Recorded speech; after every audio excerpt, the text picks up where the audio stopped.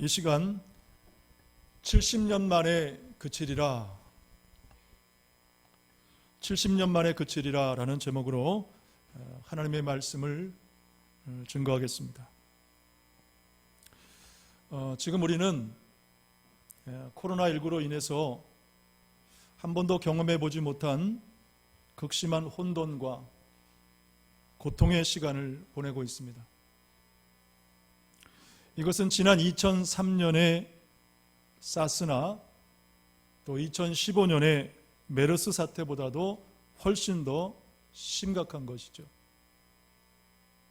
통계에 의하면 당시 이 사스의 치명률은 약 10% 정도로 알려지고 있고 메르스는 35%의 치사율로 그렇게 알려져 있습니다.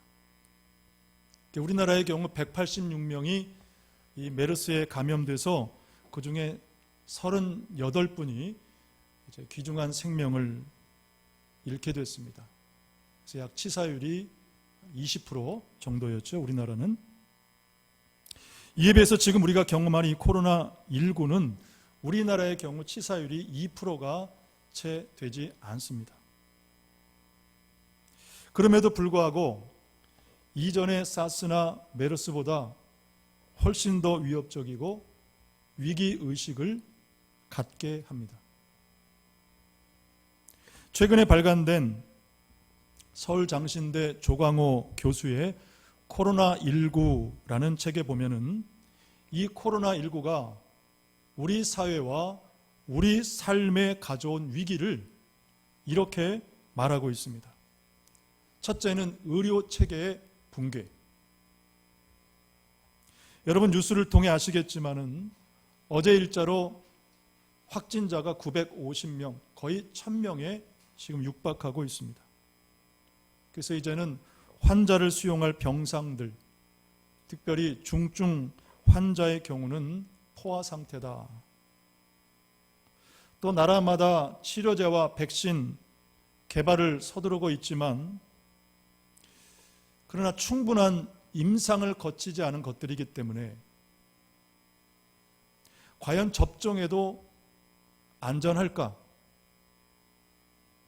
부작용은 없을지 여전히 의문이 남습니다. 그만큼 지금 상황이 심각하다. 둘째는 경기 침체입니다. 코로나2 확산을 막기 위해서 나라마다 국경을 봉쇄하고 하늘길이 막히다 보니까 세계 시장이 위축이 되고 내수경제, 시장경제 시스템이 다 무너져 버렸어요. 우리나라의 경우는 자영업자들, 사회적인 취약층들, 소상공인들 돕기 위해서 긴급 재난지원금을 이제 마련하고 나눠줬지만 결국은 어떻습니까? 이것이 다 세금으로 충당되는 것이죠. 개인 빚이고 나라 빚입니다. 셋째는 사회 구조의 변화입니다. 이 코로나로 인해 나타난 우리 사회의 가장 큰 변화는 뭐냐면 소위 이제 언택트 시대가 되었다. 사람과의 사람의 접촉, 만남이 없는 시대, 만날 수 없는 시대. 그래서 직장인들은 재택근무를 하죠.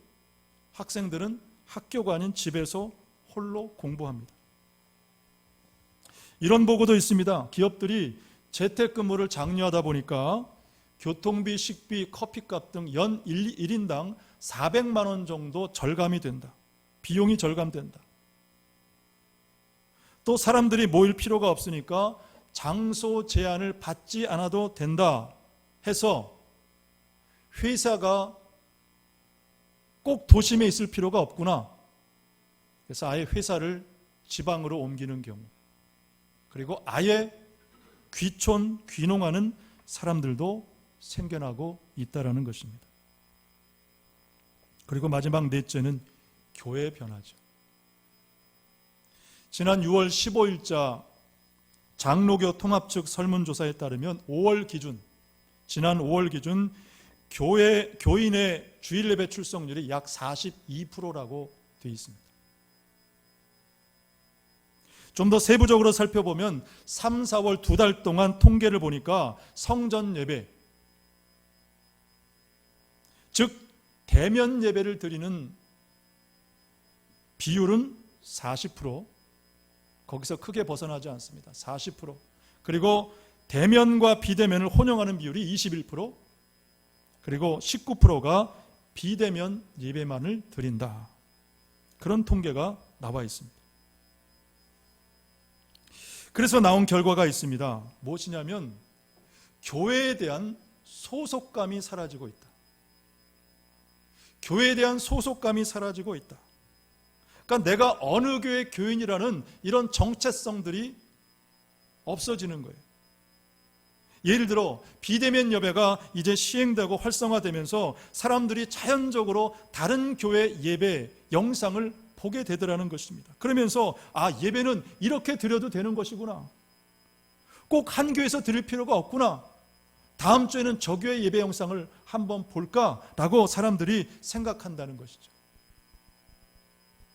그러면서 자연히 어떤 일이 발생하는가? 교회와 목회자들의 관심이 소위 말하는 컨텐츠에 관심을 갖게 되는 거예요. 영상과 미디어를 활용하는 그런 컨텐츠 제작에 관심을 갖게 되고 거기에 재정과 인력을 투입하는 것입니다. 그러면서 나타난 또 한 가지 변화는 무엇이냐면 이제는 어떤 영성이 있고 신실한, 성실한 그런 교육자를 구하는 것이 아니라 영상이나 미디어를 잘 활용하는 그런 재능 있는 전도사를 교회들이 뽑더라. 실제로 어떤 전도사님이 하는 말이 요즘 교회에서 하는 일들이 그거래요. 다 영상 제작하고 컴퓨터 작업하고 예전하고 사역이 완전히 달라졌대요. 자, 여러분, 우리는 지금 이런 상황을, 우리의 상황을 어떻게 바라봐야 되느냐? 어떻게 바라봐야 과연 성경적이고 하나님의 뜻일까? 여러분, 오늘 본문 2절 말씀에 보면 예루살렘의 황폐함이 70년 만에 그치리라 그랬습니다. 예루살렘의 황폐함이 70년 만에 그치겠다. 자, 여기서 말씀하는 이 70년은 세 가지 의미가 있습니다. 세 가지 의미. 첫째는 역사적인 의미가 있습니다. 학자들은 이 70년의 시작과 끝을 다양하게 해석하는데 그 중에 가장 목사님들이 선호하는 주석이 요즘에 WBC 그 주석인데 그 주석을 쓴 존 골딩게이에 따르면 이 70년의 시작은 BC 605년의 바벨론에 대한 유다의 항복 혹은 BC 587년의 바벨론의 침공으로 해석을 합니다. 그리고 70년의 마침은 언제냐? BC 539년의 바벨론의 몰락 혹은 BC 517년의 예루살렘 성전 재건, 이 둘 중에 하나다. 자, 그런데 오늘 우리가 이 성경 말씀 그대로 문자적으로 해석한다면 이 예루살렘의 황폐함이 70년 만에 맞춰진다고 했으니까 거기에 비추어 보면 BC 587년에 바벨론의 침공부터 517년에 예루살렘 성전 재건까지의 70년으로 이해할 수 있을 것입니다. 자, 이런 해석에는 이 골딩게이라는 신학자 말고도 휘틀리나 김성욱, 총신대 김성욱 교수도 같은 해석을 내놓습니다. 자, 중요한 것은 그렇다면 여러분이 이 예루살렘의 황폐함이 맞춰지기는 시기, 환란이 끝나는 때는 언제냐? 바로 성전이 재건되는, 교회가 회복되는 때라는 사실. 여러분, 그래서 우리는 이 땅의 교회들의 회복을 위해서 예배와 신앙 회복을 위해서 여러분 기도해야 하는 것입니다. 두 번째 70년의 의미는 바로 징계의 시간입니다. 여러분, 예루살렘이 70년 동안 황폐했던 이유가 뭐냐? 바로 하나님에 대한 불순종, 그에 대한 징계였어요. 그래서 유다는 바벨론의 지배를 받게 되고 종속당하는 그야말로 황폐한 시기를 보내야 했던 것입니다. 그러므로 오늘 우리가 할 일은 무엇이냐면, 하나님, 이 나라 이 민족의 죄를 용서해 주옵소서. 교만하여 하나님을 대적하는 죄, 우상의 죄, 탐욕의 죄, 거짓과 불의의 죄, 악한 죄, 죄를 지어도 하나님 앞에 회개하지 않는 그 죄를 하나님 용서해 주시도록 여러분, 우리는 하나님 앞에 부르짖어 기도해야 하는 것이죠. 그리고 셋째, 70년은 한 인간의 종말을 의미합니다. 여러분, 성경은 종종 어떤 숫자의 의미를 부여하곤 하는데, 특별히 시편 90편 10절 말씀에 보니까 우리가 잘 아는 말씀입니다. 우리의 연수가 70이다 그랬어요. 우리의 연수가 70이다. 물론 우리 인간이 꼭 70을 사는 건 아니죠. 80, 90, 100세까지 지금 사는 시대가 됐어요. 그러나 이 70이라는 이 숫자를 통해 오늘 우리가 깨달아야 될 것이 있습니다. 그것이 뭐냐면, 우리 인간이 가진 한계성, 우리 인간이 가진 연약함, 그것을 깨닫고 하나님 앞에 겸손함으로 살아가라는 것입니다. 여러분, 그렇습니다. 오늘 우리가 하나님 앞에 겸손함으로 하나님의 은혜를 구할 때, 긍휼을 구할 때, 하나님은 이 혼돈과 고통 속에서 반드시 우리를 구원해 주실 줄로 믿습니다. 지금 우리는 하나님의 긍휼을 바라봐야 돼요. 자, 그래서 우리는 이 혼돈의 시대를 살면서 두 가지를 기억해야 됩니다. 첫째로, 하나님은 말씀으로 하나님의 뜻을 깨닫게 하신다라는 것입니다. 하나님은 말씀으로 깨닫게 하신다. 본문 2절 말씀해 보니까, 나 다니엘이 책을 통해 여호와께서 말씀으로 선지자 예레미야에게 알려주신 그 연수를 깨달았다 그랬습니다. 자, 그 연수를 깨달았다. 70년의 의미를 깨달았다. 왜 예루살렘이 70년 동안 황폐했는가? 이유가 무엇인가? 여러분, 다니엘이 무엇으로 깨달았습니까?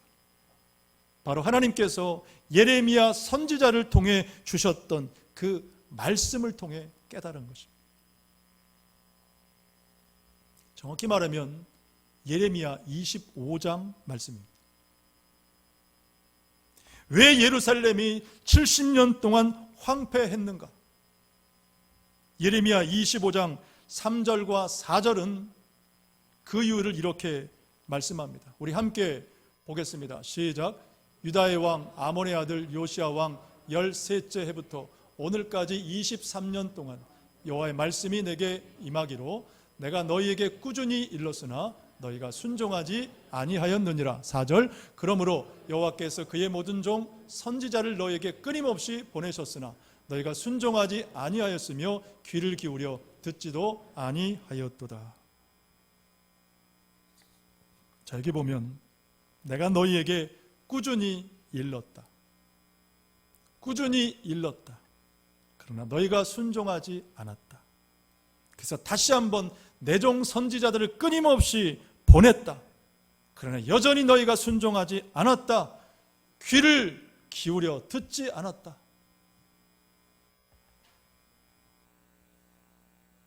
이것이 바로 징계의 이유였습니다. 자, 그래서 나타난 결과가 무엇입니까? 25장 9절에서 11절까지 말씀을 우리 또 보겠습니다. 자, 징계의 결과가 무엇이냐? 시작. 보라, 내가 북쪽 모든 종족과 내 종 바벨론 왕 느부갓네살을 불러다가 이 땅과 그 주민과 사방 모든 나라를 쳐서 진멸하여 그들을 놀램과 비웃음거리가 되게 하며 땅으로 영원한 폐허가 되게 할 것이라 여호와의 말씀이니라. 내가 그들 중에서 기뻐하는 소리와 즐거워하는 소리와 신랑의 소리와 신부의 소리와 맷돌 소리와 등불빛이 끊어지게 하리니 이 모든 땅이 폐허가 되며 놀랄 일이 될 것이며 이 민족들은 70년 동안 바벨론의 왕을 섬기리라. 그리고 14절 끝에 보니까 나는 그들의 행위와 그들의 손이 행한 대로 갚으리라. 그렇게 마치고 있습니다. 자, 중요한 것은 무엇이냐면 왜 우리에게 어려움이 오는지, 왜 우리가 환난을 경험하는지, 그 이유를 어떻게 알 수 있는가? 하나님의 말씀으로 하나님의 뜻을 깨달을 수 있다라는 것입니다. 특별히 여러분, 우리는 이 말씀에 훈련이 되어 있을 때 하나님의 뜻을 깨닫게 됩니다. 말씀에 훈련이 되어 있을 때 하나님의 뜻을 깨닫게 된다. 자, 여러분 본문 1절에 보면 다니엘이 이 예루살렘의 황폐함이 그칠 것이다, 그것을 깨달은 때가 언제냐면 다리오 왕 통치 원년이다, 그렇게 말하고 있습니다. 자, 굉장히 중요한 부분이에요. 다니엘이 이 황폐함이 끝날 때가 언제냐, 그것을 깨닫게 된 때가 다리오 왕 통치 원년. 그러니까 학자들마다 조금 다르지만 대략 이때가 BC 575년입니다. 575년. 그렇다고 보면 다니엘이 바벨론의 포로로 끌려갈 때가 BC 599년이에요. 그러니까 시간적으로 대략 몇 년이 지났느냐? 한 25년 정도가 지난 것입니다.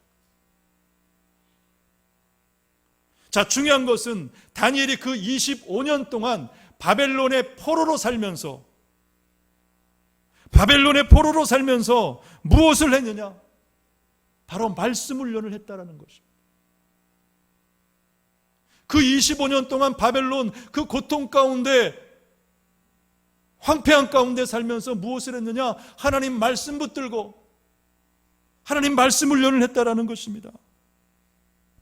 그래서 어느 날 다니엘이 그 예레미야 말씀을 읽고 묵상하던 중에 예루살렘의 황폐함이 곧 그쳐질 것이다, 맞춰질 것이다 라는 것을 깨닫고 그 다음 3절 말씀에 보면 하나님 앞에 간절하게 부르짖어 기도합니다.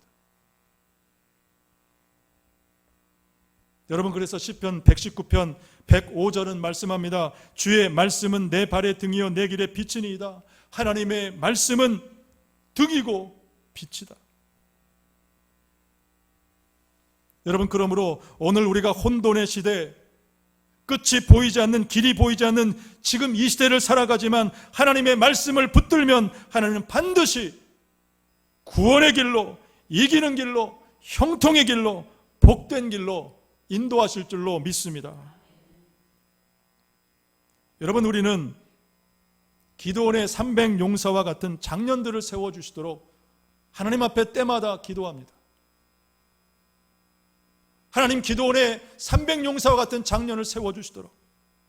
자, 그렇다면 우리가 구하는 이 기드온의 300용사는 어떤 사람들이에요? 사사기 7장에 보면 사사 기드온이 이 미디안과의 전쟁을 앞두고 군사를 소집을 합니다. 그래서 싸우겠다고 지원한 사람이 모두 2만 2천 명이 모였어요. 하나님은 뭐라고 말씀하시느냐? 너무 많다는 것입니다. 그러면서 전쟁을 두려워하는 자는 가라.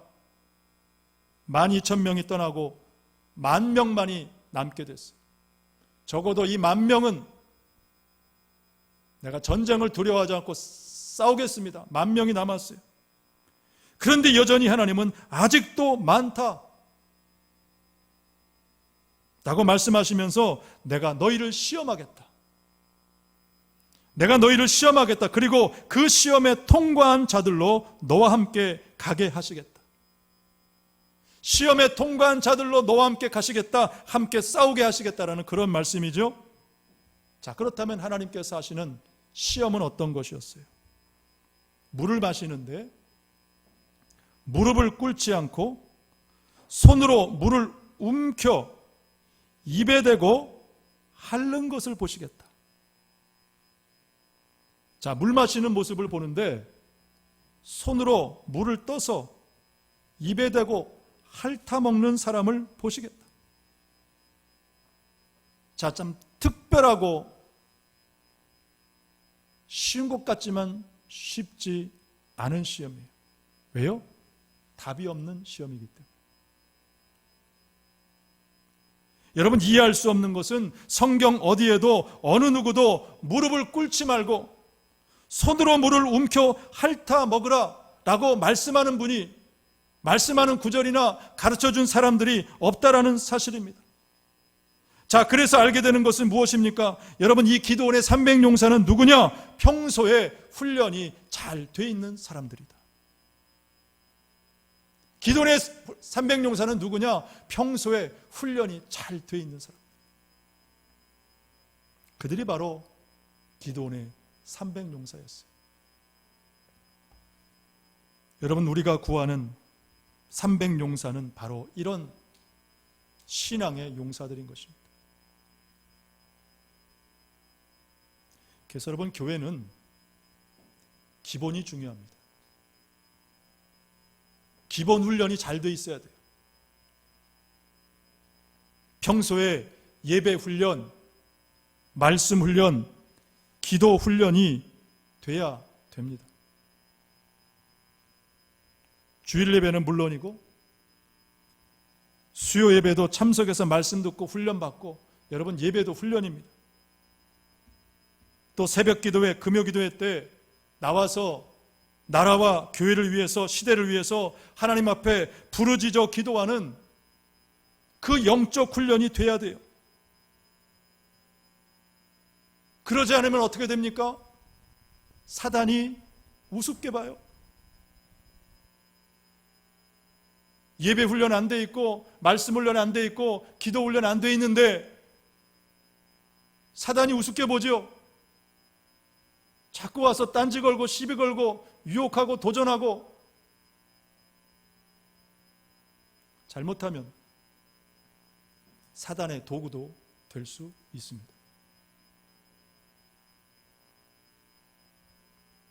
여러분, 아무쪼록 말씀과 기도 훈련을 통해서, 예배 훈련을 통해서 하나님의 뜻을 깨닫고, 여러분 다니엘처럼 여러분 오랫동안 크게 쓰임 받으시기를 주님의 이름으로 축복합니다.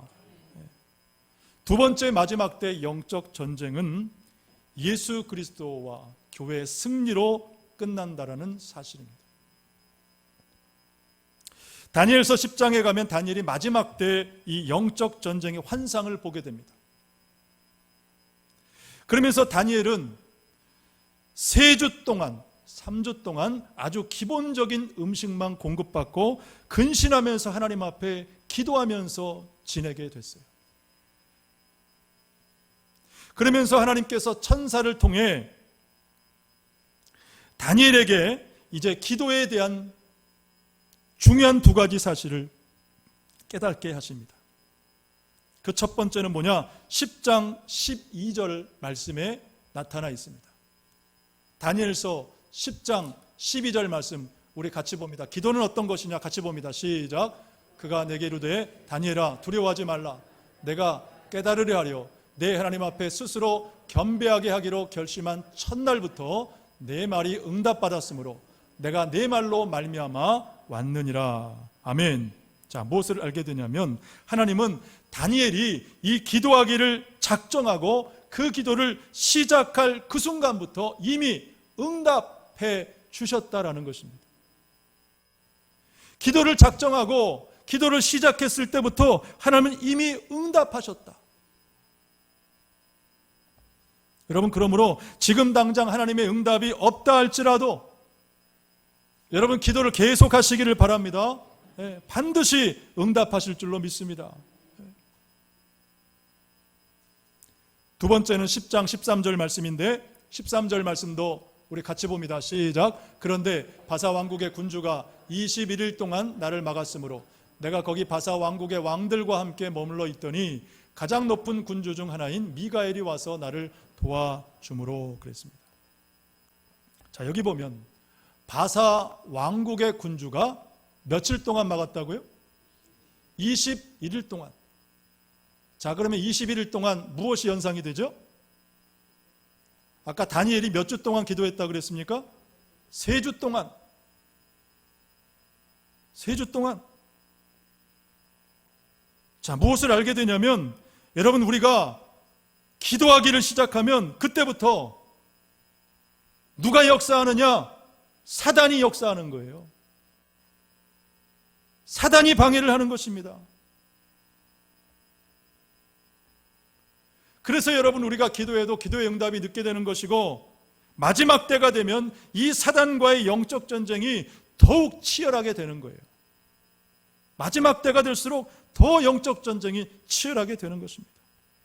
여러분, 다니엘서 11장에 보면 이 마지막 때 적그리스도의 모습과 그리고 적그리스도와의 전쟁에 대해서 쭉 기록하고 있는데, 그 11장에 보면 이 적그리스도가 북방왕으로 이제 묘사가 됩니다. 근데 이 적그리스도가 얼마나 힘이 강한지 누구도 대항하지를 못해요. 또 얼마나 영악한지요. 갖은 술수와 계략으로 다 사람들을 자기 편으로 자기 세력화하게 되더라는 거예요. 그러는 중에 남방왕이 이제 세력을 규합해서 이 북방왕 적그리스도에게 대항을 해보지만 역부족이에요. 결국 남방왕을 지지했던 세력들도 다 적그리스도에게 굴복합니다. 시종이 되었다. 그렇게 말씀을 하고 있습니다. 자, 그리고 이제 적그리스도가 세상이 자기 세상이 된 줄 알고 그때 무엇을 하냐면 궁전을 짓습니다. 이제 자기가 이겼다. 내 나라다. 내가 왕이다. 그러면서 궁전을 지어요. 자, 그런데 그때 어떤 일이 일어나느냐?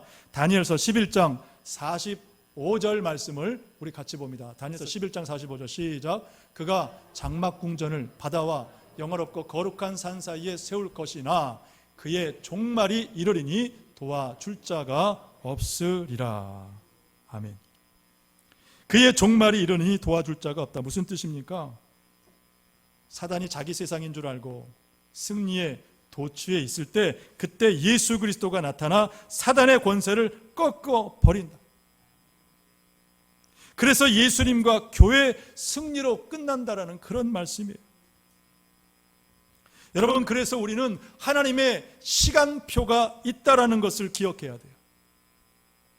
하나님의 시간표가 있다. 다시 말해 모든 일의 시작과 끝, 그 주권이 하나님께 있다라는 것입니다.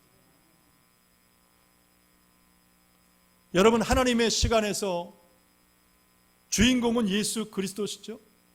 예수님이 주인공이시고 또한 그 예수님을 믿는, 따르는 교회와 성도들입니다. 여러분, 드라마나 영화를 보면 주인공은 죽을 것 같지만 대부분 죽지 않고 마지막에 살아납니다. 우리 예수님도 죽으셨지만 부활하셨죠. 교회도 마찬가지입니다. 마지막 때 교회와 성도는 극심한 영적 전쟁을 하게 됩니다. 거반 죽음 직전까지 갈 수 있어요.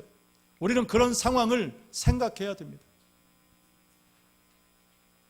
자, 그렇다면 이유가 뭐냐? 왜 하나님은 마지막 때 교회에 환난을 주시고 영적 전쟁을, 이 극심한 전쟁을 치르게 하실까? 다니엘서 12장 끝장 10절 이하에 보면 두 가지 이유가 나타나 있어요. 왜 하나님은 마지막 때 교회들에게 극심한 환난을 경험하게 하시느냐? 두 가지 중요한 이유가 있습니다. 여러분 꼭 기억하시기를 바랍니다. 첫 번째는 뭐냐? 참된 신앙과 거짓 신앙을 구별하기 위함이에요. 영적 전쟁 환난을 통해서 참신앙과 거짓 신앙을 하나님이 구별해 내신다는 것입니다. 그것이 10절의 말씀이죠. 많은 사람이 연단을 받아 스스로 정결하게 하며 희게 할 것이나 악한 사람은 악을 행하리니 악한 자는 아무것도 깨닫지 못하되 오직 지혜 있는 자는 깨닫는다. 참된 신앙과 거짓 신앙을 구별해 내신다. 두 번째는 구원받는 성도는 반드시 환난을 통과해야 되기 때문에, 그것이 11절 이하의 말씀이에요. 그래서 환난을 통과되기 때문에 마지막 시대의 성도는, 교회는 무엇이 필요하느냐? 인내가 필요한 거예요. 인내. 그래서 마지막 12절과 13절 말씀에 보면 반복되는 말씀이 있습니다. 기다리라. 기다리라. 마지막을 기다리라. 마지막을 기다리라. 그렇게 맞춰지고 있습니다. 여러분, 아무쪼록 이 마지막 영적 전쟁에서 예수 그리스도의 승리, 그리고 교회의 승리를 믿고 여러분 이 모든 환난을 잘 인내하고, 그래서 거기 11절에도 말씀하지만 복을 받는 저와 여러분, 그리고 우리 하늘과 땅에 있는 복된 공동체가 되기를 주님의 이름으로 간절히 축복합니다.